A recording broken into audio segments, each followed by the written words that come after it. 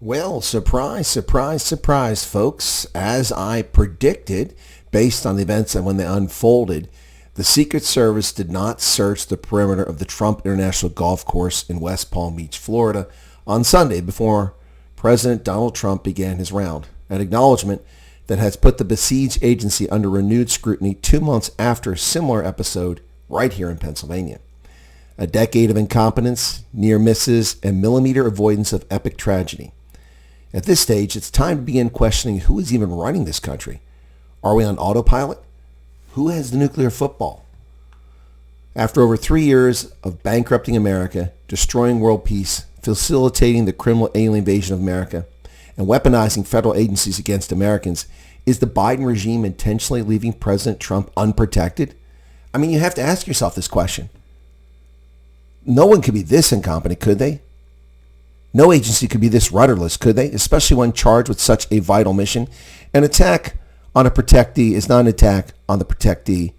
It's also an attack on America. Welcome back once again. This is Chris Report. And he assured me that St. Simon's down in Boulders. Folks, this is Chris Wyatt reporting from South Africa.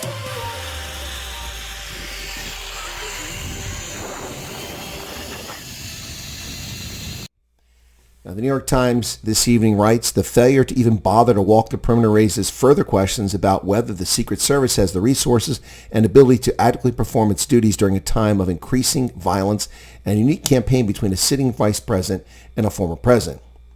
In remarks to reporters at the Palm Beach County Sheriff's Office on Monday afternoon, Ronald L. Rowe Jr., the Secret Service's acting director, said, the president wasn't even really supposed to go there. Really? That's your response? So what you're telling me is the Secret Service can't handle an audible? They're not up to dealing with unexpected changes to schedules? The Secret Service, that's what we're talking about here. They can't manage that? Well, folks, thank goodness this level of incompetence had not yet crept in back in the year 2001 when President Bush had to leave Florida and fly around for hours in the aftermath of 9/11 attacks. But that Secret Service was under the Treasury Department, not Alejandro Hates America Mayorkas and his Department of Homeland Insecurity, which is where it resides now.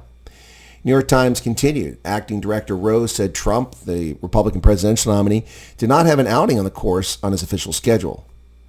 Rowe did not clarify in his statements whether this meant that the agents did not have time to sweep the golf course, yet it's public knowledge that Trump frequently plays golf at one of his Florida courses on Sundays, raising the risk level for the former president. And perhaps that's why the wannabe assassin, Ruth, camped out for 12 hours at the site, waiting in the bushes to murder Trump. New York Times says the Secret Service's methods were effective yesterday, according to Mr. Rowe. He pointed out early identification of the threat and immediate evacuation of Mr. Trump and the help of increased protective measures, including the presence of counter snipers. But no simple perimeter walk, no surveillance, no roving perimeter patrols, no dogs, no canine units, no overhead drone coverage from, I don't know, say Best Buy. Early detection, early ID. The guy was camped out there for 12 hours undetected. What constitutes early detection to the Secret Service? 3 days notice? No, ladies and gentlemen, the Secret Service were not effective. A single agent was effective, thank goodness, in spotting the barrel, but they were not effective. Once again, the Secret Service was very lucky. Were it not for an observant Good Samaritan who took photographs and ID'd the assailant, the Secret Service would still be running around dazed and confused searching for Ruth at this hour. But don't take my word for it, even though my 4 decades of security and intelligence experience are on the table. Former Secret Service agents have been freely chiming in. I'm very concerned at reports that the suspect allegedly was in the bushes for 11 hours, said Beth Celestini, a longtime Secret Service agent who protected President Obama before retiring back in 2021. The Secret Service's protocols were, if enacted, this suspect should have been discovered before the incident, which is what I said from the moment the story broke. She's 100% spot on. Ronald Layton, a 26-year veteran of the agency who led divisions with oversight of protection and event security, asked, was this just luck that you caught this guy, or did you have the appropriate mechanisms in place for these kinds of things on the threat spectrum? Clearly, they don't have these things in place. Now, as I previously stated, imagine if the Secret Service had to deal with a state-sponsored assassin with unlimited resources, training, and so on. Trump would be gone with these Keystone cops covering him. Folks, it's well past time for Donald Trump to hire his own security. It is blatantly obvious the Biden-Harris cabal does not want to protect him.